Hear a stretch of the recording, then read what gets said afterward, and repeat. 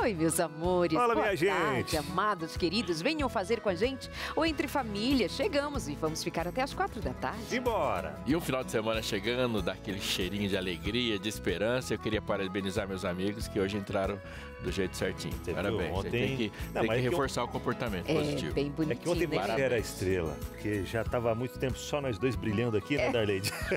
Aí deixar ele entrar trazendo um pouco mais do brilho dele também, Tá, né? ficou muito ruim, Abinão. Ficou pior, ficou ruim, ficou Então pior. deixa. Esquece, Não, pula. Não aconteceu. Não dá. Não dá, não. É dar oportunidade, você não sabe o que vem pela frente. Mas enfim, estamos aqui, meus amores. Muito boa tarde para você mais uma vez, nesta sexta-feira. E nós já ficamos por aqui aguardando as próximas horas, porque vai chegar o sábado. E a gente já deseja um feliz sábado. E por falar em feliz sábado, você vai estar lá hoje. Hoje, No às programa 6 Feliz horas, Sábado. isso, às 6 horas da tarde, não percam, viu? O programa Feliz Sábado, estarei por lá, apresentando, conversando com algumas pessoas ali, trazendo testemunhos. Cantou? Rinara, não, cantei. Cantei de fundo, né? A Rinara cantou e eu Então cantei, pode mas assistir sem sair o segurança áudio. pra gente. É. Parece que eu tô só dublando ali, viu? Muito bom. O tema Foi de bom hoje demais. nós vamos falar sobre pessoa com deficiência. Nós vamos ter aqui histórias muito interessantes, motivadoras. Nós vamos aprender a como lidar, nós vamos dar uma olhada com mais atenção, com mais amor, com mais respeito, porque muitas pessoas, muitas vezes, têm uma certa dificuldade de saber como lidar com o outro, que precisa ser tratado com o valor e a dignidade que merece, porque tem muito para entregar, né, Lê? Um tema extremamente importante. Eu acho que todos nós temos dificuldade, todos. E a resolução começa em pensar e falar, tá, existe um mundo, existem pessoas no mundo, como a gente age para possibilitar a dinâmica da vida das pessoas no mundo. Verdade. Todos. Às vezes a gente acha que o problema é da família, o problema é do Estado, o problema é de outra comunidade, o problema é legal. Não, a gente precisa resolver. Aliás, a gente precisa parar de causar problemas. É verdade. É verdade. E é interessante a gente prestar atenção no que a pessoa está precisando da nossa ajuda, da necessidade ali. Porque às vezes a gente acha que é uma coisa que não, ó, Exatamente. não, calma, você não está ajudando, você está atrapalhando desse jeito. É porque a né? gente às vezes amplia a limitação. E acha que a limitação é total, global, né? E a gente fica com dificuldade de se relacionar, de conviver, de assistir, mas também muitas vezes de algo simples. Como é que eu cumprimento? Como é que eu falo? Como é que eu trato? Eu trato com alguém que tenha capacidades que possam ser desenvolvidas ou vou muitas vezes tratá-lo como inútil? É alguém com deficiência, significa dizer que é alguém que não tem utilidade na vida? A gente precisa se policiar profundamente nesse assunto. Famílias, pais, amigos e todos nós. Vamos aprender muitíssimo no programa de hoje. A convidada que está aqui com a gente é especialista no assunto, a Amanda Ribeiro, a especialista em acessibilidade e inclusão aqui no programa de hoje para tirar as nossas dúvidas. Sabe de outra coisa, Darleide? Nós temos aqui entre nós um atleta de bocha paralímpico. Que legal. E eu vou Perder tentar pra ele. jogar com ele. Mas ele já ficou em 4º lugar aqui no Brasil, dentro dessa modalidade dele, em 4º lugar no Brasil. E já jogou fora, disputando vários campeonatos. Então eu sei que eu só vou acompanhar ali. Mas é um tentar exemplo fazer alguma inspirador. coisinha. Demais. É Legal. o Ricardo de Souza. Daqui a pouquinho a gente vai conhecer um pouco da história dele. Está acompanhado do pai, do técnico também. Você vai conhecer essa história e outras também, inclusive com a sua interação e participação. Muito bem, e nós teremos ainda mais info com o Josemar Maida daqui a pouquinho. Nós vamos e voltamos, né, Lê? Só se tempo de sentar. Bem rapidinho, até já. Simbora, é sexta-feira e estamos juntinhos com você em mais um Entre Família. Que prazer ter a sua companhia aqui na telinha da TV Novo Tempo, quase que fechando já, né? Mais um ciclo de semana e agradecendo a sua companhia sempre no nosso Entre Família. Obrigado. Obrigada a Deus pela saúde, por estarmos aqui todos esses dias. Que Deus nos abençoe para esse final de semana. Vou daqui a pouquinho para Recife, depois sigo para Caruaru. Nós faremos ali no sábado, a partir das 3 da tarde, uma grande passeata, carreata na cidade também, em prol da campanha Quebrando o Silêncio. Caruaru, às 3 da tarde, lá na Escola Adventista, atravessando a cidade depois. Estão todos convidados. E eu, já aproveitando que você falou, deixa eu falar que eu estarei em São Francisco do Sul, programação especial, vai ter Quarteto Arautos do Rei, Bênção, hein? Santa Catarina, São Francisco do Sul. Estarei por lá nesse final de semana também, tá? E o pastor Aleixo vai estar lá pelo sul também, né, pastor? Estarei em Joinville, mas aguardando na segunda-feira poder comer um bolo de rolo. Afinal de contas, alguém vai trazer, né? Vai para Recife, obviamente, que é o mínimo que espera, que é trazer bolo de rolo. Tradicional nele. E do sul a gente traz alguma coisa também, né? Sim, sim. Vou trazer uma blusa para senhorinha bem agasalhada.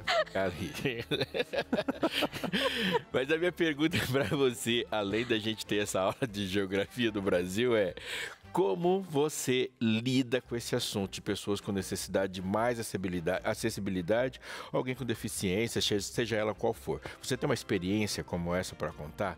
Como foi para você? Como é que são as suas impressões e quais são as suas perguntas também? Você sabe qual é o nosso telefone, né? Já devia estar lá nos seus contatos. Marca aí, ó. 12 98315 0249.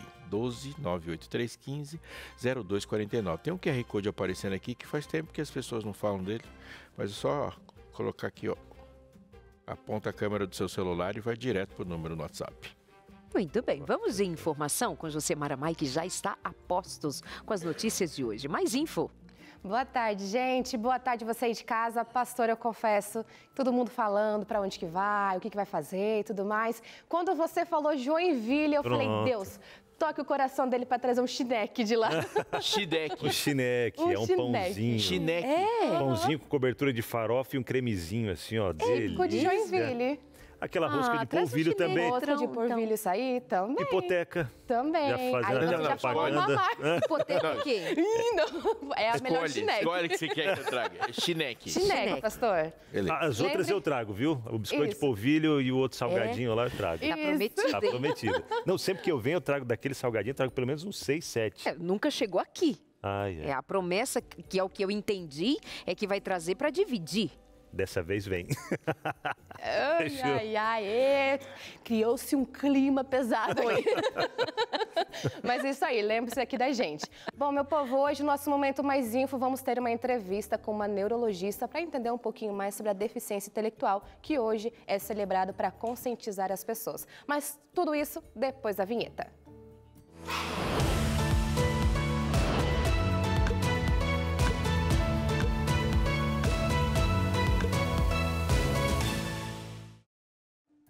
Hoje é celebrado o Dia da Deficiência Intelectual, uma data dedicada à conscientização, valorização e inclusão das pessoas com deficiência intelectual na sociedade. A data busca destacar a importância do respeito às diferenças, o acesso a direitos e oportunidades e o papel em comunidade, em promover ambientes mais acolhedores e inclusivos. Para você ter uma ideia, segundo dados recentes do IBGE, mais de 2,5 milhões de brasileiros têm deficiência intelectual. E pensando nisso, hoje vamos conversar com a Cristiane Duarte Santos, neurologista, para saber mais sobre o assunto. Vamos lá? Boa tarde, Cris. Já está aqui com a gente, Cris? Boa tarde, Josimara, tudo bem? É um prazer, viu, estar aqui conversando com vocês, porque acho muito importante a gente falar sobre esse assunto que gera tantas dúvidas aí nos cuidadores, nas pessoas que estão ao lado dessa pessoa com deficiência intelectual. Muito necessário, Cris, isso mesmo. Agora conta aqui pra gente o que caracteriza uma deficiência intelectual e como ela se diferencia de outras deficiências. Então, a deficiência intelectual é a dificuldade que a pessoa tem de compreender o mundo, é capacidade cognitiva, de raciocínio, de compreensão, né? Então, essa pessoa, o QI dela geralmente está abaixo do esperado. Então, quando a gente fala em QI, é o quociente intelectual.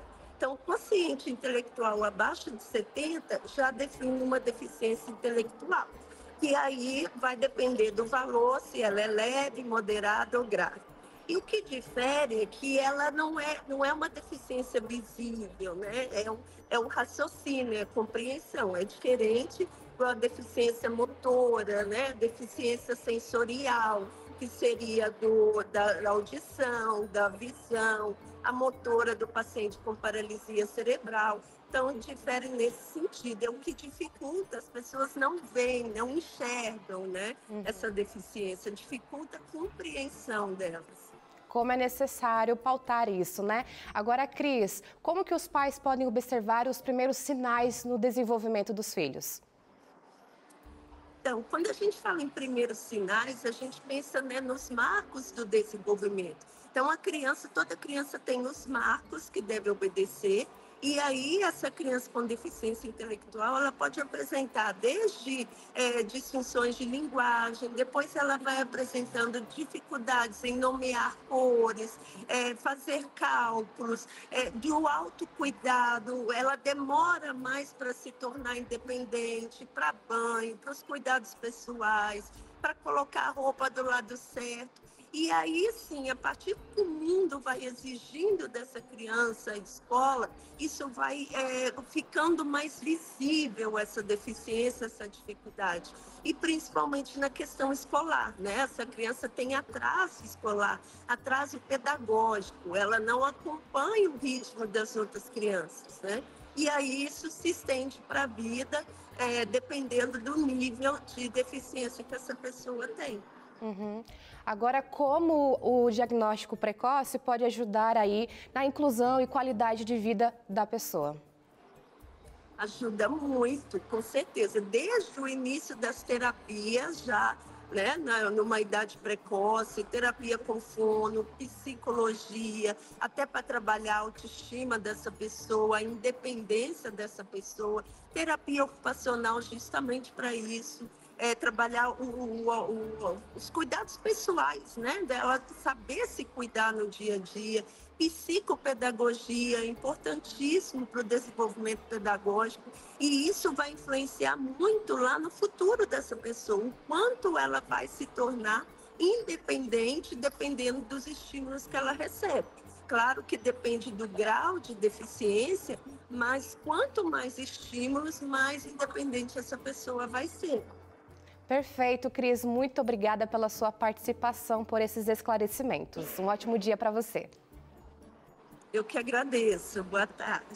Maravilha, gente. Olha a importância de conhecer mais sobre o assunto, entender os desafios e, principalmente, descobrir formas de promover inclusão e apoio no dia a dia, né? Bom, a gente ter consciência. Muitas vezes só falamos, mas sabemos o amplo, como que a gente pode ajudar nesses estímulos mesmo que ela comentou. Tem um princípio que a gente pega no texto bíblico que é de justiça e quase sempre ele está junto com uma outra palavra que é equidade. E aí ela dá uma conotação ampla do que é justiça. Justiça é uma relação equilibrada. Todas as relações injustas são desequilibradas. E a gente às vezes acha que injusto é algo imoral. Mas essa imoralidade está no desequilíbrio. Então você tem um homem aqui que está nessa altura e aí ele despenca e Deus o justifica, faz justiça e coloca ele de volta no lugar onde ele estava. Então se você tem acesso a tudo e alguém tem pouco acesso, essa relação está injusta. Por mais que a gente explique ela continua sendo injusta. Então, equidade é colocar as coisas no equilíbrio onde todos os seres humanos tenham os mesmos acessos. É dar dignidade de volta. E isso é fazer justiça. Bom. Verdade. Obrigado, Josi. São essas informações por hoje. São né? essas, gente. Excelente. Um beijão para vocês aí de casa. Bom sábado. Aproveita bastante o final de semana. Para vocês também, boa viagem, meu povo. Obrigada. Tchau, tchau, Qualquer gente. coisa, manda um Tchau, WhatsApp para Josi. lembrar, viu? Senão a gente pode acabar esquecendo de trazer Pode as encomendas. Manda o nome do negócio que eu já esqueci. Vou mandar a Tô com foto shimeji para na não cabeça. perder referência. Shimeji, né? Não, Chinec. Valeu, Jô. Vamos lá, então, adoro. recebendo ela que é especialista em acessibilidade e inclusão, Amanda Ribeiro, que também tem uma história linda, viu? Acompanhando seu filho. Amanda, seja muito bem-vinda ao nosso Entre Família. Que prazer recebê-la. Boa tarde. Boa tarde, Olá. pode ficar Boa à vontade. tarde, Amanda. Olá, Seja Amanda. bem-vinda. Bem-vinda. Sua história, Amanda, estava até estudando um pouco aqui, você que é administradora, né, graduada em administração de empresas, mas após ter o diagnóstico do seu filho, você decidiu focar nessa área para poder ajudar o seu filho e outras crianças também. É isso? Conta pra gente um pouquinho da sua história. Exatamente. Eu sou mãe do Arthur. O Arthur ele tem 9 anos e ele é autista, também tem deficiência intelectual. Eu recebi o diagnóstico do Arthur muito precoce, quando ele tinha 20 meses. O Arthur foi um bebê prematuro, nasceu de 1,4 kg, com um mês na UTI. E ele tinha alguns atrasos e eu achava que esses atrasos eram da prematuridade. Mas ele teve uma convulsão febril, nós somos um neurologista para falar sobre convulsão febril e ela me deu o diagnóstico de autismo. E eu falei, não, imagina, meu filho ele é simpático, ele é animado, autista é aquela criança que balança, que vive no mundinho. E para sair dessa fase de negação, onde eu não acreditava que meu filho pudesse ser autista, eu fui estudar sobre autismo. E eu vi lá, realmente, no primeiro módulo, marcos de desenvolvimento, meu filho não estava cumprindo os marcos. Eu falei, tá bom, né? Como é que faz então? Já que ele está no espectro, então como faz para tirar? Como é que cura? Pois eu descobri que não tinha cura. E eu então comecei a procurar o melhor médico de São Paulo, que me indicou a melhor clínica de São Paulo, e eu saí dessa clínica com um orçamento de R$27 mil por mês. Se eu quisesse que meu filho tivesse o tratamento adequado, eu tinha que ter R$27 mil por mês. Eu falei, não tenho esse dinheiro, o que eu vou fazer? Parei de trabalhar, vendi a minha loja e fui estudar sobre autismo, virei mãe terapeuta, especialista em análise do comportamento aplicado, e eu aplicava a terapia no meu filho 4, 5, 7 horas por dia. E passado alguns meses o Arthur já estava falando, apontando, imitando, mandando beijo, dando tchau, atendendo a comando. E eu falei, bom, agora eu vou viajar. E passei por uma discriminação no hotel, que quando disse que meu filho era autista, ela falou que ele não podia brincar. Depois passei por discriminação no laboratório e depois eu passei por discriminação em 3 escolas que rejeitaram meu filho. Quando eu falava que ele era autista, eu falava que não tinha vaga. E na 4ª escola que aceitou, ela falou, olha, a gente aceita, a gente não tem um treinamento específico. E eu perguntei para a escola, mas vocês aceitam um treinamento? E eles aceitaram o treinamento, foi onde nasceu a minha empresa hoje, que chama Incluir Treinamentos. Nós capacitamos toda a escola do meu filho, professor, monitor, cozinha, para fazer a inclusão dele. E depois disso eu falei, gente, a gente precisa levar capacitação. As pessoas, os autistas já estão nas salas de aulas, mas os professores eles nunca tiveram uma matéria sobre autismo. Então começamos a capacitar principalmente a parte de turismo, que é uma parte que eu já trabalhava, parques, hotéis, atrações turísticas. Hoje virou o meu trabalho, nós temos mais de 25 mil alunos, estamos em mais de 19 estados, mas ainda falta muito. Se eu perguntar para vocês quantos hotéis no Brasil nós temos pet friendly, preparados para receber cachorrinhos, nós temos mais de 10 mil hotéis. Quantos hotéis no Brasil nós temos autism friendly, preparados para receber pessoas autistas? Já tem 100 que eu que capacitei. Então ainda falta muito, mas é um trabalho hoje que virou realmente o meu propósito de vida e o meu ministério. Eu também tenho hoje o Incluir nas Igrejas, que é onde a gente leva a capacitação para as igrejas, como receber as pessoas com deficiência. Depois que comecei a estudar sobre autismo, eu descobri que não era que as pessoas não sabiam sobre autismo, a gente não sabia o básico sobre deficiência.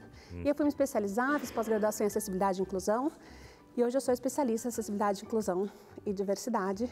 E esse é um resuminho da minha história.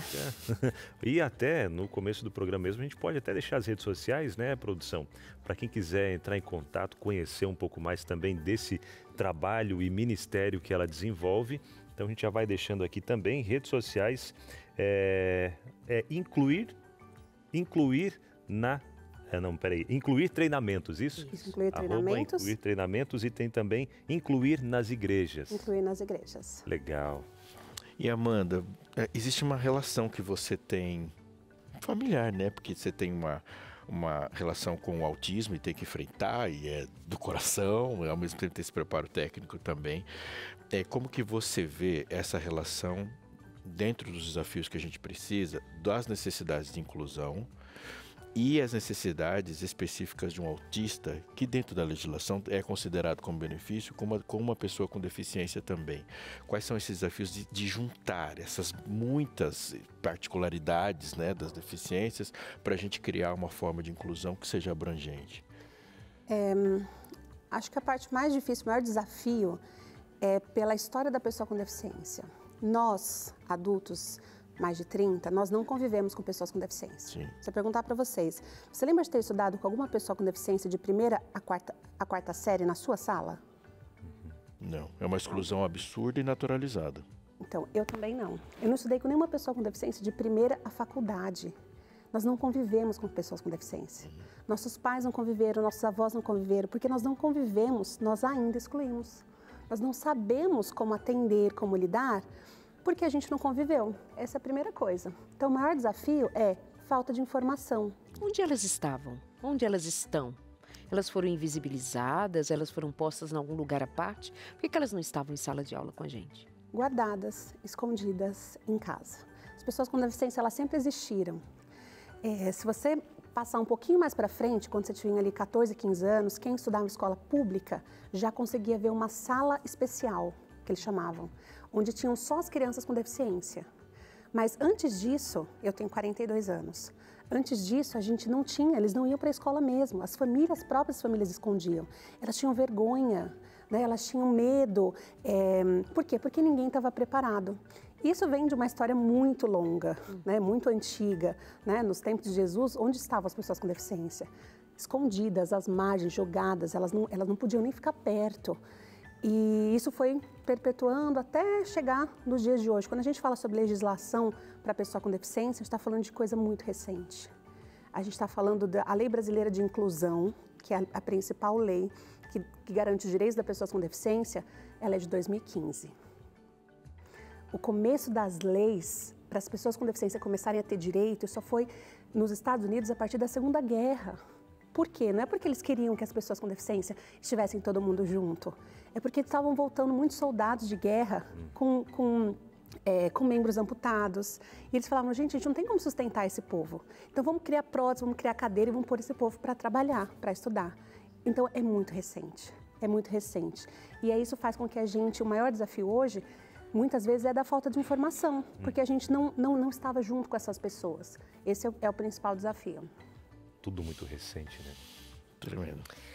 Muito que aprendermos, não é? E nós temos uma iniciativa muito bonita por aqui. Eu penso ser uma das mais bonitas que nós tivemos nesse sentido de inclusão em especial, que é um curso que ajuda as pessoas a conhecerem a Bíblia por áudio, especialmente pensando nas pessoas que têm deficiência visual, pessoas que têm dificuldade com a própria leitura, enfim, é uma maneira de incluir a mais pessoas no conhecimento da Bíblia. Nós fizemos isso em parceria com a Rádio Novo Tempo, é uma apresentação belíssima em 16 lições sobre os mais diferentes temas que nós entendemos ser muito especiais para chegar ao coração de alguém e fazê-las viver esperança, confiança, encontrar-se como filho de Deus, ser um meio de alcançar um coração que muitas vezes está desesperançado por viver numa injustiça, numa dificuldade de ser aceito, de ser querido, de ser participativo disso que nós chamamos de justiça. Então, nós oferecemos para você essa oportunidade de você começar a estudar a Bíblia agora por áudio. 982000062 é o nosso WhatsApp, o código de área é o 12 982000062. Um dos cursos mais bonitos, feitos com muito carinho, que nós oferecemos para você. E é muito interessante. Na hora que você manda uma mensagem, você já começa a estudar, porque vai chegar naquele momento em que você faz contato com a gente, essa possibilidade de você começar a estudar, porque não vai chegar pelo correio, como os demais cursos que nós enviamos, não é de outra maneira que você vai receber, senão direto no seu WhatsApp, porque é em áudio. E aí você vai ouvir na hora que quiser, quando puder, dirigindo, ou você que fica em casa, você que tem alguma outra dificuldade, ou porque simplesmente quer ouvir, né? Tem tanto audiolivro, audiobook, enfim, você pode começar a ouvir e estudando a Bíblia, 16 lições feitas com muito carinho para você. Vou repetir o número do nosso WhatsApp, 12 982000062. Conforme a gente já disse para você, esse programa está cheio de atividades aí, de informações e de experiências para a gente aprender, para a gente falar, você também. Nós vamos para o intervalo e a gente já volta com boa parte disso com você. Dia de aprendizado por aqui, de como a gente pensar mais cuidadosamente sobre o universo das pessoas com deficiência. E esse aprendizado é para todos nós, é educativo, é para refletir, é para considerar as nossas relações, o respeito. E o tema de hoje, portanto, sobre deficiência, cabe você aqui com a gente também contando a sua experiência, né, Aleixo? Exatamente, porque a gente pode não ter uma experiência direta, pessoal, como a Amanda teve, mas assim, algo que foi chamado nossa atenção, né? De algum momento, esse cruzamento teve que acontecer e esse cruzamento exigiu uma resposta, né? Como tem sido, eu acho legal também que você fale, como que você mudou de pensamento aqui para cá e como essas experiências têm sido reais na sua vida. Manda sua interação pra gente, 12 98315 0249. Temos mais gente aqui, bem do ladinho, por exemplo, você tem o Ricardo Souza, que é atleta de bocha paralímpica. Ele, como atleta, aqui acompanhado, querido, acompanhado do seu pai, o Clodoaldo, e também do técnico que o acompanha, o Zezinho, vai bater um papo ali com a gente também do ladinho do Abinal, né, Abinal? É isso, aqui estou do lado desses grandes homens, né? Aqui o Clodoaldo, que é pai, aqui ó, Clodoaldo, que é pai do Ricardo, e o José Guardia, né? Mais conhecido como Zezinho, que é o técnico de bocha. E vamos começar já. Seu Clodoaldo, prazer, viu? Prazer recebê-lo aqui. Zezinho, prazer receber também. Ó, tem um suquinho aí, um biscoitinho com recheio de goiabada gostoso, viu, cara?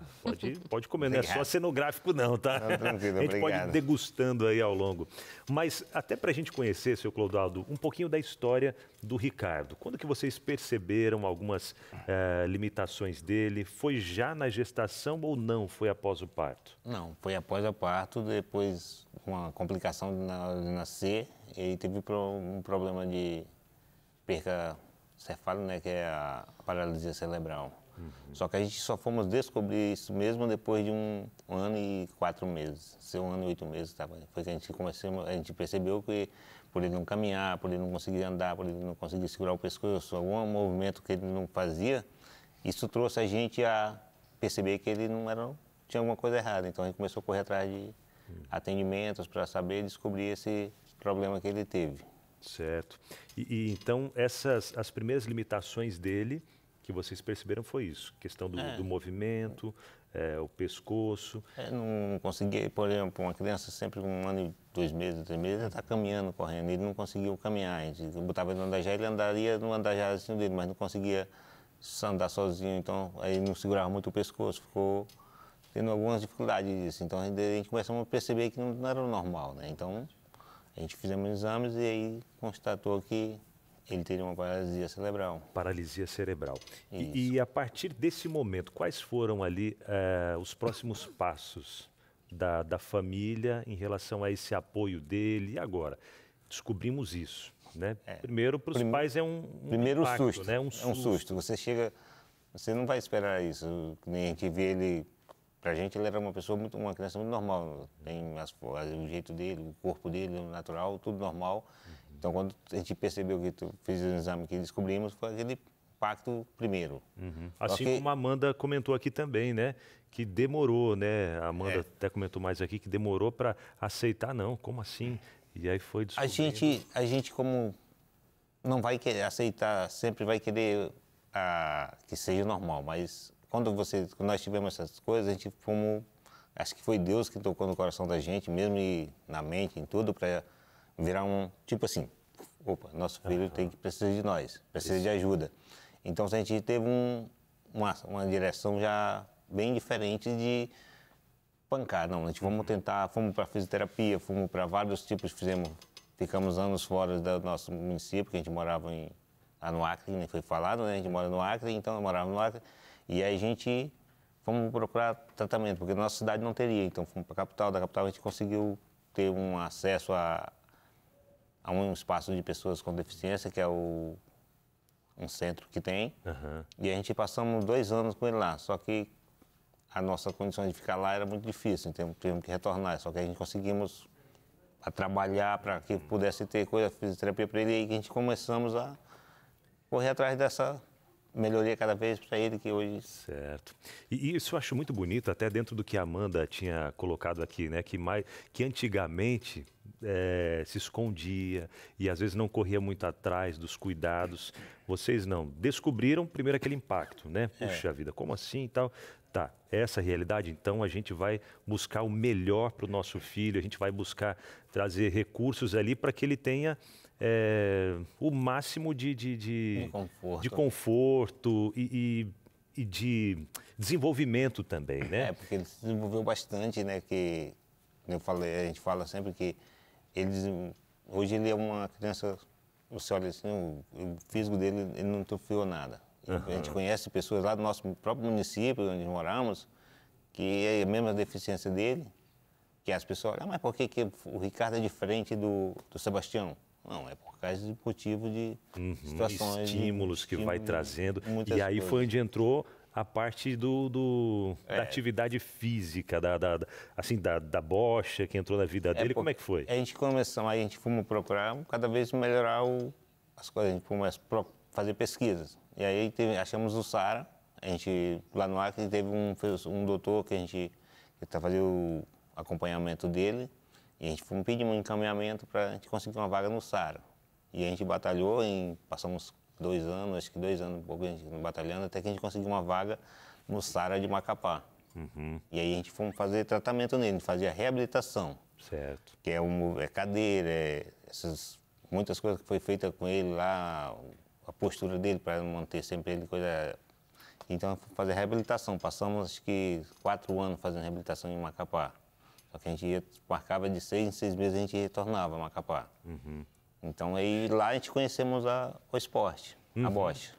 E aí, nesse ponto do esporte, entra também o Zezinho, né? Isso. Zezinho como treinador de bocha. Conta pra gente aí, Zezinho, como que é trabalhar com o Ricardo e com outras crianças também, e como que surgiu esse desejo seu de ajudar pessoas com algumas limitações, deficiências? É até engraçado, né? Eu falo que eu fui conduzido para esse caminho, né? Eu sempre fui da área do esporte, sou profissional de educação física e sou de Jacareí, né? Atuo em São José dos Campos como uma entidade esportiva. Mas eu conheci o esporte paralímpico em Jacareí com o Antônio Leme, o Tó, que nós temos aqui na cidade, que é um campeão paralímpico da bocha paralímpica. E através dele, os caminhos, uma coisa assim, a gente pode dizer coisa de Deus mesmo, porque eu não tinha contato com pessoa com deficiência, não tenho uma pessoa com deficiência na minha família. E a partir daquele primeiro contato, me despertou interesse. E a partir dali, os caminhos foram me conduzindo para áreas esportivas de pessoas com deficiência, que eu atuei com a natação para pessoa com deficiência, com a bocha paralímpica, e é algo que parece que foi sendo colocado no meu caminho a cada momento da minha vida. E hoje eu não me vejo trabalhando em outra área que não seja o esporte paralímpico. Hoje minha vida é toda, profissionalmente, dedicada ao esporte paralímpico, né? Eu atuo exclusivamente dentro do esporte paralímpico. Eu penso que você está falando de alguma coisa que passa por muito amor desenvolvido pelas pessoas que você treina, não somente pelo esporte, pela prática em si. Qual foi o teu maior aprendizado nesse sentido da convivência, de entender as particularidades, de entender como aquela limitação pode ser superada, aquela outra precisa ser respeitada? Como que isso foi para você no seu crescimento como homem, como indivíduo e também como profissional, claro? Então, dentro desse processo, até as falas de vocês são muito pertinentes, né, na forma de se relacionar. O meu olhar, para mim, acaba sendo de uma forma natural. O meu olhar vai além da deficiência, né? Eu olho o Ricardo, eu olho o Antônio, eu olho o Túlio. Então, assim, a deficiência, a cadeira, a questão dessa limitação deles é uma condição que ele tem, mas é a pessoa, né? Então, dentro desse processo todo, eu fui me desenvolvendo, fui aprendendo, e a minha relação com eles hoje não é uma relação com uma pessoa com deficiência, é a relação com o Ricardo. E o que eu posso trabalhar com o Ricardo dentro da modalidade que a gente desenvolve, dentro do esporte que a gente desenvolve, né? Então, as minhas relações até hoje em dia de amizades, de convívio, eu convivo mais com eles do que com a minha família, com outros amigos. Então, eles são os meus amigos. As pessoas, às vezes, dentro, né, do que foi conversado aqui, as pessoas não estão habituadas ou não têm esse contato, eles até estranham, né? Nossa, mas você vive muito com os meninos, mas eles são meus amigos, né? Eles não são... Então, esse olhar também foi sendo moldado, né, ao longo dos anos, né? Então, o esporte me apresentou esse universo que hoje eu não me vejo fora dele, né? E trabalhar com o Ricardo e com os outros meninos, eu acabo até falando com o meu pessoal. A gente tem um grupo de trabalho, né, que várias vezes a gente tem que parar um pouquinho e refletir sobre o todo, sobre tudo que acontece, porque as coisas vão ficando automatizadas. Para a gente é tão natural o convívio com eles que a gente não para pensar, peraí, o quanto isso impacta na vida das pessoas, o quanto que isso muda a nossa vida também, o quanto isso transforma a nossa vida, né? Então, é uma troca muito grande. Com certeza. Que se você parar para pensar friamente, né, você vai pensar sobre isso, né, dessa troca, de tudo isso, mas no meu caso, eu tive a oportunidade de ser conduzido nesse caminho e para mim é natural, né, o convívio. A gente brinca, né? São só as adaptações que a gente precisa fazer. Né? A gente precisa se adequar a eles foi uma das falas, não sei se foi do pastor, né, no início da nossa conversa aqui, a gente explorar o potencial deles, né? Não olhar a limitação. O que eles podem oferecer, o que eles podem ser desenvolvidos, estimulados, não só na parte esportiva, mas na parte educacional. Inclusive, até falando em esporte, tem no telão lá, o pessoal de casa deve até estar vendo, né, pastor? Exatamente. Você que vai lá, pastor, jogar? Não, vai ser você. Eu tenho... Quem vai passar essa vergonha em frente a um jogador? Sim, tem uma pergunta, né, porque talvez a gente mora no país do futebol, então nem todos os esportes, quem está perto sabe como é que funciona, né? E aí é uma pergunta sobre como que é esse jogo de bocha, quais são as limitações e os desempenhos, a performance ali. Daqui a pouco a gente vai ver lá, olha, no espaço do telão você já está vendo ali uma área de jogo de bocha. Mas eu queria fazer uma pergunta e para Amanda, inicialmente, talvez o Zezinho também nos ajude, é porque quando você fala de um esporte, já se tem uma ideia comum de que quanto mais cedo você entra, melhor. E quando fala de um esporte de alta performance, né, Zezinho, mais ainda, né, aquelas que entram. E no caso, Amanda, nessa descoberta, porque você contou sua experiência, e foi interessante que a experiência de um pai também foi assim, né, de primeiro passa por aquele susto, a negação, mas depois tem uma ação, e uma ação decisiva. Qual é a importância de a gente ter uma intervenção precoce? Porque nós estamos falando de algo que, conforme as coisas vão acontecendo, elas vão empilhando outras ali, né? Como que você entendeu, e vendo também outras pessoas que tiveram uma situação parecida com a sua e que levaram tempo para interferir, qual é a importância, de fato, de rapidamente já se tomar uma decisão e decidir ajudar e adaptar as coisas assim? O processo de aceitação, ele não é um processo fácil e não é um processo simples.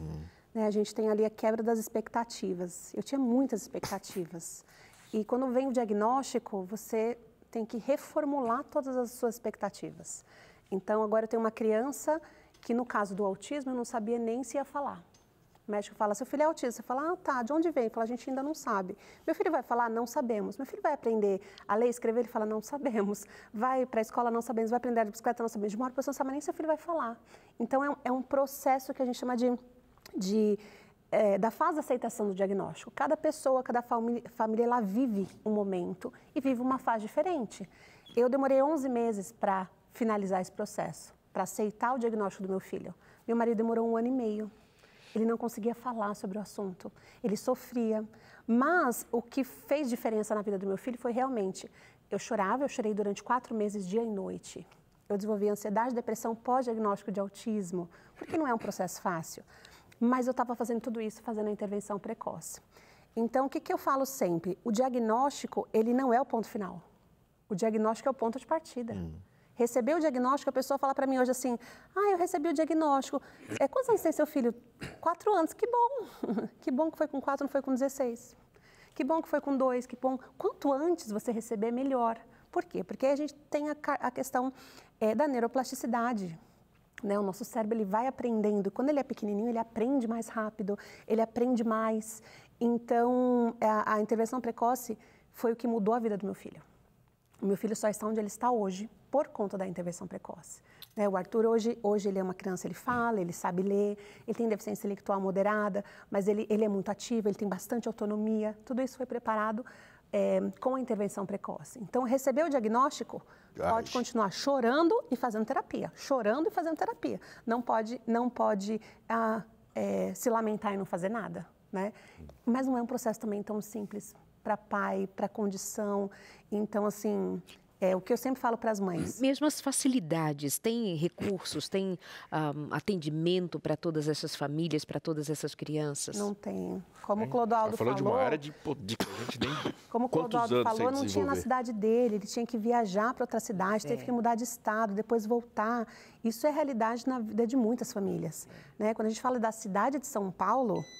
é uma coisa. Quando a gente fala de interior, você já não tem mais o mesmo recurso. Exato. Então, assim, que fica mais difícil, que fica mais sobrecarregado. Mas o importante é receber o diagnóstico, vamos fazer a intervenção. O que a gente fala de atraso? Tanto atraso motor quanto atraso cognitivo, o atraso é como se fosse um empréstimo. Você vai pegando empréstimo no banco, sua dívida vai ficando maior. Então, assim, ele não vai melhorar se você não fizer nada. Não vai melhorar, você só vai piorando. Então, quanto antes começar a intervenção, tanto motora quanto a intervenção para cognição, é melhor. Mas eu já adianto, não é um processo fácil, não é um processo simples, Verdade. porque tem muitas outras coisas envolvidas nesse processo. Com certeza. E é isso, uma dedicação muito grande, né? Até o Ricardo, você ouviu um apitinho aí ao fundo, acho que é o Ricardo já doido para me chamando para jogar. E olha, daqui a pouco eu vou lá, viu? Eu vou jogar, eu sei que eu vou perder feio, ou vou só assistir ele jogar, que acho que vai ser até melhor, viu? Mas antes de ir para o intervalo, eu quero te convidar a entrar em contato com a Esperança, que é a nossa instrutora bíblica virtual, e você já pedir agora mesmo esse material que está sensacional em áudio, viu? O Deus que Fala. Para você que talvez prefere ouvir enquanto está limpando a casa, enquanto está andando de carro e tal, ou se tem alguém na sua família, na sua casa, que tem problemas de leitura ou talvez visual também, né? Baixa visão ou nenhuma, e pode acompanhar em áudio esse estudo que está sensacional, O Deus que Fala. E para receber, você não paga nada, é só mandar mensagem agora no WhatsApp 12982000062, que é o WhatsApp da Esperança. Você tem que colocar ali, escrito, O Deus que Fala, só isso. Ou se preferir, pode ser em áudio pausado, O Deus que Fala. Você mandar a mensagem de áudio, ela já vai entender, vai trazer para você. Você vai ver que enquanto a gente vai para o intervalo e volta, você já vai receber esse material aí no seu celular, tá bom?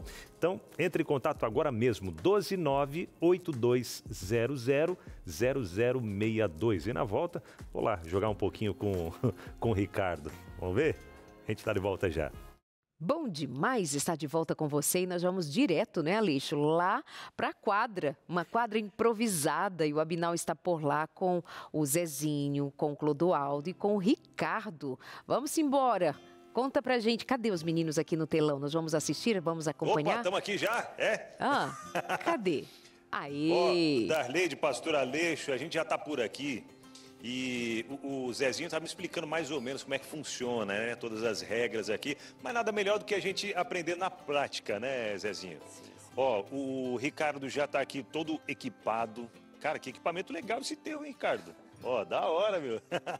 E vamos ver como é que funciona o jogo, então. Pode explicando para o pessoal lá, Ricardo. Ou Ricardo não, Zezinho. Eu vou trocar em algum momento aqui, viu? Mas vai explicando lá, sim, e o pessoal já entender como é que funciona. No primeiro momento a gente vai demonstrar como que o Ricardo executa os lançamentos, porque essa modalidade ela é realizada para pessoas com maior grau de comprometimento motor. Então as pessoas têm que ter um grau severo de limitação física, os 4 membros têm que ser comprometidos. Então, o Ricardo ele não executa nenhum lançamento com as mãos ou com os pés, então ele precisa desse acessório, que a gente chama, é a rampa, chamada de calha também. Então, o Campos aqui, né, o pai dele, que é o assistente dele no jogo, vai demonstrar como que o Ricardo executa as ações do jogo. Aí depois eu explico um pouquinho mais da regra, como funciona o jogo. Então, o seu Clodoaldo, seu Campos, ele é as mãos do Ricardo, que vai dirigindo ali para onde ele vai dando sinais e ele vai colocando, posicionando, é isso? Isso mesmo. Dentro da modalidade existem atletas que lançam com as mãos. Não é a característica do Ricardo. Então o Clodoaldo ele auxilia ele com esse equipamento. Então ele acaba sendo o braço do Ricardo, né? O Ricardo dá os comandos de como utilizar esse equipamento, de quais bolas ele quer utilizar dentro do jogo, porque tem bolas diferentes, tem bola macia, bola média, bola dura, para cada ação do jogo. E o Ricardo é interessante porque ele não verbaliza, né? O Ricardo não fala. É isso que eu ia dizer. E como é que é, Clodoaldo? Como que é a comunicação de vocês? Como é que funciona? Se quiser até dar uma olhadinha lá para a câmera lá e já a gente explicando pro pessoal. Mas é mais no olhar mesmo. A gente fica fixado no olho dele, ele vai fazer os comandos no olhar e na cabeça, algum movimento na cabeça. O restante é todo no olhar. Já rolou alguma briga alguma vez dele ficar nervoso? Não, pai, é pra lá, pra cá. Já teve vezes que a gente conseguiu confundir algumas bolas, às vezes porque o material tem que ser todo certo. Na hora que o que ele pedia tem que ser certo. Se eu botar um material errado, dá errado a dimensão da bola, a distância, às vezes a força. Então tudo isso tem muitas vezes que a gente consegue errar, mas a gente tenta fazer o melhor possível. Verdade. Vamos lá então? Vamos lá. Vamos ver então, como é que o funciona? Ricardo vai executar o lançamento da bola branca, que é o alvo do jogo. O objetivo joga a cor azul contra a cor vermelha. E o objetivo do jogo, nesse jogo entre as duas cores, né, os dois atletas, é quem se aproxima mais dessa bola, né, que é a bola alvo, que é a bola branca. Né? Então o Ricardo vai executar o lançamento da bola branca onde ele propõe o jogo. E aqui ele vai, a velocidade também vai ser controlada por aqui. As alturas ali que ele vai colocando, vai dando ali a velocidade que a bolinha vai rolando. Isso mesmo, então o Ricardo ele tem que conhecer todo o equipamento, porque em cada ponto do equipamento que você coloca vai numa determinada velocidade. E as bolas também, por serem diferentes, elas têm densidades diferentes, elas também têm velocidades diferentes. Então ele tem que conhecer todo o equipamento em cada ponto que ele coloca para esse material chegar, né, a bolinha chegar o mais próximo da bola branca. O Ricardo lançou a branca, agora ele vai subir o equipamento, se você reparar aqui pelo centro, tem essa referência que é esse risco. Verdade. E o Ricardo vai, é como se fosse a mira para ele, vai direcionando esse risco para a direita, para a esquerda, e o Campos vai obedecendo, lá, deu ok. Ó, vai dando sinal, ok. É no ponto que ele acredita que tá certo, né? A gente espera que esteja certo. Cara, e essa linguagem através do olhar de pai para filho é algo sensacional, sim, né? E acontece muito na modalidade, é uma modalidade que demanda muita atenção, os cuidados. Então, muitas vezes os pais, os responsáveis, são os assistentes, os calheiros. Que é isso, cara? Ele é bem preciso, Olha, ele é né? preciso demais. Só no olhar, então, o seu Clodoaldo já viu onde ele queria colocar, porque o objetivo é esse, é a bolinha a vermelha que ele está jogando agora, ficar mais próxima da bolinha branca. E aí ele foi sensacional, isso, mas colou aí nela. tem a dinâmica do jogo, né? O objetivo é estar mais próximo para dificultar a ação do adversário, porque agora o adversário, no caso o azul, ele pode vir com uma bola de mais velocidade, bater na bola do Ricardo para tirar ela dali, para ter acesso à bola branca depois, para lançar uma bola azul para aproximar da bola branca. Então eles têm que ir escolhendo, né? Não é só acertar a bola branca e ganhar ponto, não. Você pode movimentar a bola branca, movimentar a vermelha, movimentar até finalizar 6 bolinhas, a jogada das 6 bolas. Isso, dos adversários, né? Tem a dinâmica de troca de jogadas que vai acontecendo durante o set, e ao final do set tem a soma de pontos para ver quem pontua naquele set, o quanto pontua, e esses pontos vão sendo somados ao longo do jogo. Então, você fez 2 na primeira, mais 1 na segunda, 3. E é um ponto interessante que a gente estava até conversando no estúdio, desses estímulos. Porque esse menino, essa criança, esse adolescente ou esse adulto, ele tem que aprender também ao cálculo, né? Alguns têm esse estímulo, mas muitos entram na modalidade, deixam de ir para a escola ou não tem esse estímulo. Então, ele tem que aprender a fazer as contas. Eu tô com 3, eu posso perder até 2 pontos porque eu ainda tô ganhando. Eu preciso de mais 1 ponto para ganhar. Então, o cálculo vai fazendo parte do jogo também. A quantidade de bolas que eu tenho é muito importante. Esse aprendizado também dentro Agora, do jogo. seu Clodoaldo, como é que é para o senhor ver o seu filho? Que a gente comentou lá dentro do estúdio, né? O impacto que veio inicialmente quando veio o diagnóstico do seu filho e vocês correndo atrás de várias formas ali de trazer o máximo de mobilidade para ele, de conforto e tudo mais. E o senhor vê ele participando de campeonatos. Em 2021, né, que ele ganhou um campeonato, ficou em primeiro lugar? Ficou em primeiro no Universitário, em 2021, ficamos o 4º no Brasileiro. E em 2023 a gente fomos o 2º colocado no Campeonato Sul-Americano pela Seleção Brasileira, representando o Brasil. E fomos vice-campeão na modalidade individual e fomos bronze no Paris. Que é isso? Ninguém segura esse menino, hein? Aí em Bogotá, na Colômbia. E como é que é para o senhor ver o seu filho se desenvolvendo assim? Tipo assim, foi um sonho dele, né? Porque, tipo assim, esse esporte que a gente fez como fumo para ele fazer alguma coisa de atividade, por exemplo, ele brincar, se divertir. Como ainda hoje tem alguns amigos deles, tem algumas pessoas que hoje acompanham ele ainda, são amigos mesmo dele, que brincavam com ele, não, aos 13, 14 anos ele tinha, a gente brincava com ele, levava para a praça. Não era esse material que a gente tem, nem o outro, era um material que a gente fizemos umas bolinhas mesmo de ping-pong, que a gente conseguiu brincar com ela, é só para ele brincar. Então, se ele se tornou-se um atleta, mas sempre eu digo para as pessoas, hoje ele se tornou-se um atleta, mas as pessoas, se tiver consciência, quiser trazer seu filho para uma equipe, para um clube, para ele treinar, para ele se divertir, para ele brincar, para ele ter um acesso às outras pessoas. Porque o esporte, ele traz a alegria, a felicidade, porque ele hoje ele se sente muito mais feliz, com certeza, eu tenho certeza disso. A gente tem ele como um exemplo de muitas coisas na vida, por exemplo, o sonho dele de construir, ele construiu esse sonho dele, não foi eu que cheguei, não, você tem que jogar bocha, você tem que lutar, você tem que ser isso, não, ele mesmo faz. Isso que é legal, dá essa liberdade. A liberdade é dele, a vontade é dele. Então ele passou a ter mais responsabilidade com isso. A gente falou para ele, você quer isso mesmo, você só tem que ter isso, responsabilidade dessas coisas. Então, E traz mais autoconfiança para ele traz também, né? uma vida melhor que não disse pro senhor. Ele não conseguia, antigamente, vou mostrar pro senhor aqui, ó. Essa calha aqui, a gente botar de uma bola aqui, ele não conseguia jogar ela por aqui. Ele joga aqui agora. Segura pra ele. Vai jogar isso agora. Ele tem um controle hoje disso aí, ó. Já vai. Ele tem um controle disso aí. Ele não tinha um controle do pescoço, hoje ele escreve. Ele é um rapaz se formando, falta esse ano ele termina o curso de faculdade dele. Faculdade do quê? Faculdade do quê? Fez administração. Administração, que é isso, hein? Então, tipo, tudo legal. isso, através do esporte, trouxe ele também para a universidade, que a mãe dele achava até que ele queria só menos fazer para jogar, porque ela dizia, você vai estudar ou você vai querer para competir? Porque tem os campeonatos universitários, então... E ele quer tudo, quer jogar, ele quer competir e quer se formar também. Se formou, se estuda muito, é muito dedicado ao meu estudo, foi muito bom isso para ele. Então, tipo assim, ele deu o esporte trouxe isso para ele, trouxe essa vida, essa alegria, esse sonho de querer crescer cada vez mais e a liberdade muito de si próprio. Ele hoje tem uma liberdade própria de decisões dele. Então ele não decide as coisas muito. Ó, nosso tempo tá quase acabando aqui. Eu quero jogar. Agora eu quero jogar contra ele também. Vamos ver se vai dar certo. E aí, Zezinho, será que rola?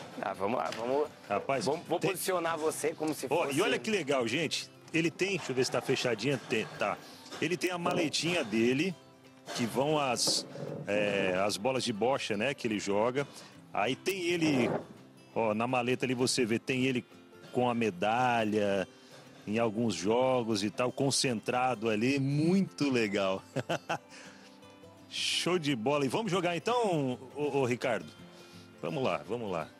Deixa eu ver se eu consigo. Me dá as instruções aí, Zezinho. O Ricardo vai seguir o início do jogo, né? Então o Ricardo vai lançar a bola branca. Tá. E vai lançar a primeira bola. E a partir daí eu vou explicando, né, a sequência do jogo. Tá. Você teria 6 bolas, né? A gente só não colocou 2 bolas que é do material do Ricardo, que é uma bola um pouco mais rígida. Sim. E se a gente lançar com as mãos, ela acaba deformando. Então a gente vai improvisar um pouco aqui. Perfeito. Tá bom? Olha só que interessante. E são... Eu tô vendo que tem umas numerações aqui em cada uma dessas bolinhas. É o peso dela que varia? Como é que é? A força, velocidade para bater, para abrir o jogo. Tipo assim, que a gente falou, ele jogou aquela bola perfeita ali. Eu, por exemplo, se eu estivesse do lado do azul, eu teria que botar uma bola dura para bater, para poder abrir o jogo, para botar uma bola azul mais próxima da branca. Que o importante é uma bola mais próxima da branca. Tipo, se eu botar uma bola vermelha aqui, só vai ter que retirar a bola vermelha e botar um azul. Enquanto o senhor não conseguir tirar minha bola vermelha e botar um azul, ele só vai continuar jogando. Então esse é o objetivo do jogo.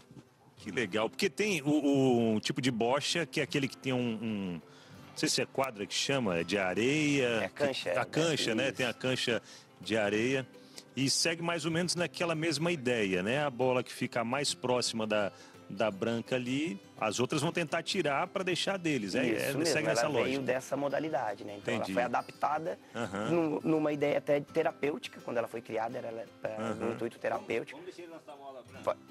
Eu solto a bola branca? É verdade, vamos deixar então tá, vou dar um grau de dificuldade maior aí pro Ricardo, hein? Bora lá então. Isso, aí você tem o direito ao lançamento da primeira bola. Primeiro eu quis lançar também. Aproximar o máximo possível da bola branca. Eu não posso sair daqui, né? Razoável. É razoável. Primeiro lançamento. Primeiro lançamento foi, né? Isso, aí o Ricardo tem que, né, no caso ali, ele vai fazer a mira dele e vai se adaptar. E do lado, quando a gente, que nem o Ricardo, ele joga do lado do adversário, tem um treinamento que a gente tem que ver toda a marcação do espaço de quadra, então ele tem que saber todo o cálculo dos 10 metros de quadra de jogo, para ele saber, porque se ele colocar muito baixo, não chega, se ele colocar muito alto, passa. Então, ele também, dentro dos treinamentos, ele tem que fazer todo vai todo um cálculo matemático, tal, tudo que interessante. E vai estimulando tudo, né? O cérebro vai... Sim, e é um jogo, ele é extremamente estratégico, né? Ele é estratégico, estimula muito a parte cognitiva, então... Puxa, que legal. Auxilia muito nesse desenvolvimento também, que é importante, né? A gente visa a parte de rendimento com alguns, mas a parte social, essa parte educativa, ela é muito importante, né, para inserir a pessoa com deficiência. E no dia a dia ali, você que está sempre com essa galerinha fera aí, Ó. Aí ele passou. Ó. Você tá ganhando ainda. Mas, então, mas ele já empurrou a minha ali também. No Empurrou caso, um pouquinho. O Ricardo jogaria de novo. Você tá ganhando, Aí a ele que bolinha joga dele de tá novo. mais longe. Então ele continua lançando. por enquanto. Entendi. Vamos mais uma aqui então. A galera falou que o tempo tá quase acabando lá. Mas vamos aí que agora... Mesmo que acabe o tempo, eu e o Ricardo vamos continuar jogando aqui, viu? Até finalizar, gente. Até ver quem que vai ganhar essa partida. Por enquanto você tá ganhando. Por enquanto eu tô mais perto ali, né? Vamos ver, vamos ver. E aí ele vai se comunicando com o pai dele só através do olhar. Cara, que é isso? Aí ele já se organizou, você vê, ele percebeu a força da primeira, fugiu. Ele já se organizou para menos e conseguiu deixar a bola mais próxima da bola branca. Então... Puxa vida.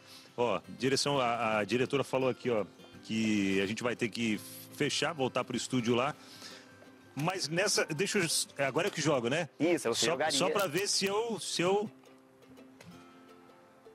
Ó, os dois, né? Empatou. Ficou pertinho. Ficou pertinho. Mas ainda o Ricardo tá ganhando. A dele tá mais próximo. Ricardo. Gente, olha aí, ó. Ricardo tá ganhando.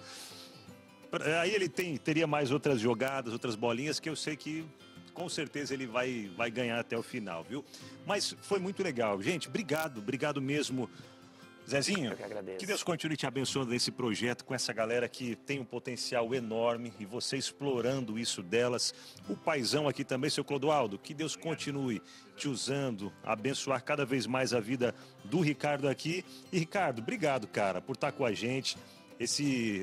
Não é sempre que a gente tem aqui no estúdio um jogador paralímpico para mostrar um pouco do talento dele, das vitórias, das conquistas e a vitória na vida, né? Que é o que a gente tem acompanhado sempre, que é o mais importante. E parabéns ao pai, à família e todos que estão à volta também. E a gente volta aí nos estúdios com vocês. Olha só que legal, né? A gente vê o desempenho do Ricardo, duas coisas se destacam aqui. Uma eu gostaria que você comentasse, Amanda, porque o primeiro o esporte faz sua diferença. O esporte faz parte do processo educacional, mas não começa com o esporte. Começou com a família dele. Se a família não está arrumada, se a família não teve a percepção, se a família não enfrentou a dificuldade, ele não chegaria até o esporte de forma alguma.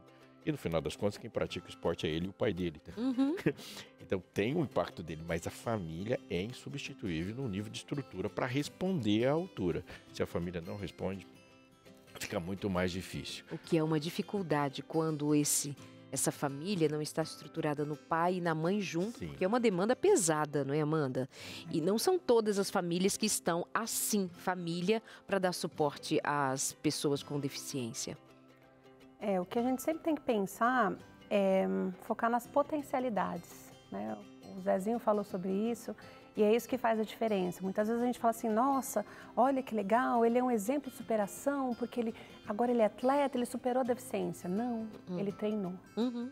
Se ele não tivesse treinado, ele está ali onde ele está hoje, porque ele teve muito treino. Uhum. Né? Porque foi usadas as potencialidades dele, das coisas que ele realmente gosta de fazer.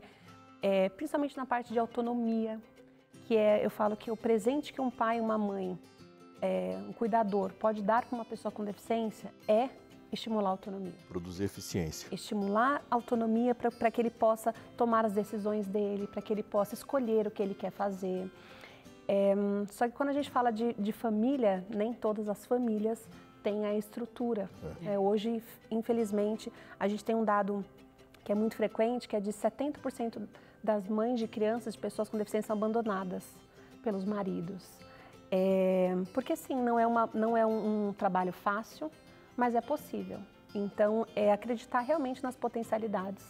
E é isso que a gente tem que focar. Meu filho, por exemplo, ele gosta muito de línguas. O Arthur, ele escuta muito, assiste muito, e ele tem um vocabulário de inglês maior que o do meu marido. E o que a gente vai trabalhar com o Arthur? Línguas. Pode ser que ele não saiba falar português, mas se ele tem, a gente vai trabalhar línguas. E é isso que essa família fez. Então, assim, é um exemplo de trabalhar as potencialidades, né? Ele não precisa superar a deficiência dele, ele treina muito para isso, para ter os méritos dele, e as famílias soube trabalhar bastante a potencialidade. Muito bom. Ele está fazendo faculdade, gente. Faculdade, você acredita? Faculdade de administração. Vamos para o intervalo? Na volta tem aquele momento de perguntinhas e respostas, a sua interação, a sua pergunta aí de casa que chegou pra gente. A gente espera, até já. Tudo que você acompanha aqui pela telinha da Novo Tempo, ou se você acompanha a Rádio Novo Tempo em qualquer lugar, pelo aplicativo, onde você estiver, qualquer iniciativa nossa pela internet, isso tudo tem o apoio dos Anjos da Esperança. São pessoas que nos ajudam financeiramente para que nós possamos realizar aquilo que um dia sonhamos, com mais programas, com algo que possa fazer a diferença para quem nos assiste, para quem nos ouve. E nós agradecemos muito a você que é um anjo da Esperança. E você pode nos ajudar ainda mais, porque vem aí um novo programa, agora apresentado pela doutora Rosana Alves, neurocientista, autora de um dos nossos cursos mais pedidos, que trata da saúde mental. E essa iniciativa vai ser, mais uma vez, certamente, com seu suporte, Anjo da Esperança. Muito obrigada por isso. Quer vir com a gente? Quer patrocinar esse programa? Então manda, por exemplo, um Pix agora. Darleide, eu tenho aqui um valor que eu desejo enviar para Novo Tempo para que vocês ponham em prática essa iniciativa. A nossa chave Pix é anjos@novotempo.com. anjos@novotempo.com. Quer tirar dúvidas? Quer saber outras maneiras? Pode usar boleto, cartão de crédito, pode fazer depósito. Qualquer dúvida que você tiver, liga pra gente no 0 operadora 12 21 27 30 30. 12 21 27 30 30. Prefere o WhatsApp? É sempre mais fácil, não é? Então pode usar o nosso WhatsApp também. 12 98176 6630. 98176 6630. Anjo da Esperança, vamos colocar mais um programa no ar. E esse vai fazer a diferença, já que tem muita gente adoecida emocionalmente, mentalmente. Há muita gente querendo saber sobre neurociência, psicologia. Isso tudo vai passar aqui pela Novo Tempo com a doutora Rosana Alves. Esperamos você. Vem com a gente, vem ser Anjo da Esperança. Nós vamos agora de interações, não é, Aleixo? Sim, tem uma chegando aqui que é da Juliana Valiante. Boa tarde, meu sobrinho tem deficiência intelectual. No começo, a família ficou apreensiva, sem saber como lidar, mas com o tempo aprendemos a respeitar o ritmo dele. Ele é muito carinhoso e nos ensina diariamente a ter mais paciência e a valorizar pequenas conquistas. Muito bem. E ó. Ai, ai. Olha, já tá aqui do tô de lado. volta. Menino. Já cheguei. Um atleta. Ó, eu continuei jogando um pouquinho com ele lá e adivinha? Perdi, claro. Perdi. Ele é o atleta. Ele é o atleta. Né? Gente, é sensacional, né? Conversando com eles ali depois, é algo incrível. O amor desse pai pelo filho, de sair da cidade, de correr atrás, de ir para outras regiões do Brasil para poder trazer o melhor para o filho. Isso é amor que vem de Deus. É inspirador, né? E olha aqui no caso da Juliana, ela dizendo que aprendeu o ritmo do filho, né? E valorizar as pequenas conquistas. Amanda. Essa é a principal dica que eu dou. É viver um dia de cada vez e comemorar as pequenas vitórias. Pra gente que é mãe de uma criança com deficiência, a gente não tem a mesma expectativa. Ah, ele fez a prova e tirou 10. A expectativa é muito menor. Então a gente comemora coisas que as pessoas não estão acostumadas a comemorar, que pra gente é muito. O meu filho recentemente teve a apresentação do Dia dos Pais. E no Natal ele não conseguiu participar, no Dia das Mães ele não conseguiu participar, e no Dia dos Pais ele falou, eu vou participar. E ele foi direto para a escola com os colegas dele, coisa que ele nunca tinha feito. E aí ele foi lá na frente com os colegas, cantou, participou. E aí no final estava todo mundo aplaudindo os filhos, mas as pessoas não tinham noção de como que a gente estava. Porque assim, para ele foi uma vitória tão grande, para a gente foi uma coisa tão... Não era só uma apresentação de Dia dos Pais, era o meu filho pela primeira vez. E isso vira uma rotina, né? A gente comemora coisinhas tão... Nossa, ele comeu tudo. Ele se trocou sozinho. Você viu o que ele falou? Ele entendeu. Então, é isso que faz com que a gente tenha fôlego para cada dia. Quando o Arthur era pequenininho, eu comecei a anotar. Porque se você não anotar, você acaba não entendendo. Então, eu tenho hoje, até hoje, eu tenho um relato. Então, assim, falou a primeira palavra, falou pou. Meu coração limpou, ele falava pou. Bateu a primeira palma, aprendeu a acender a luz e apagar a luz. E eu ia anotando cada coisinha que ele aprendia. No final da semana, tinha 15 coisas. Então, assim, que meu filho desenvolveu muito. E eu falo isso para as mães. Se você anotar, se você vai colocar, você vai ver quanta coisa foi feita naquela semana. A gente não pode ficar esperando, ele aprendeu a ler. Né? Porque pode ser que ele não aprenda por conta da deficiência intelectual. O Arthur, por exemplo, ele sabe ler, mas o Arthur ainda não escreve, porque ele tem atraso motor. Então, hoje a letrinha dele é bem grande, né? E bem fraquinha por conta do atraso motor.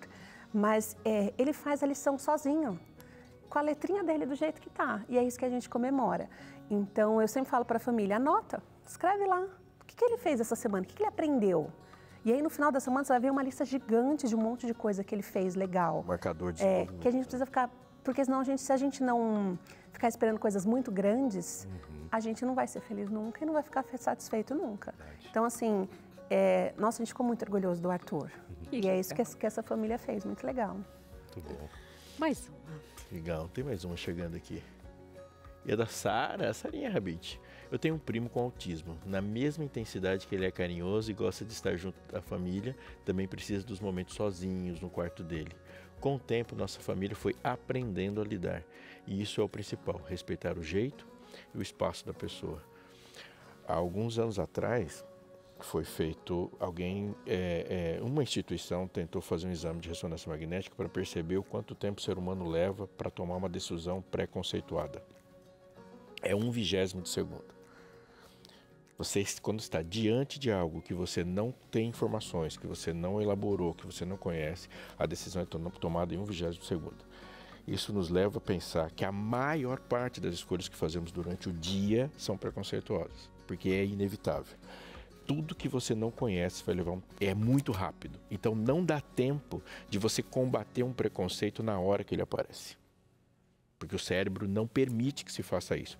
Isso é diante de uma pessoa que tem um rosto que não é familiar, isso é diante de uma pessoa que não tem a mobilidade que você tem, isso é diante de Deus, isso é diante de uma ideia.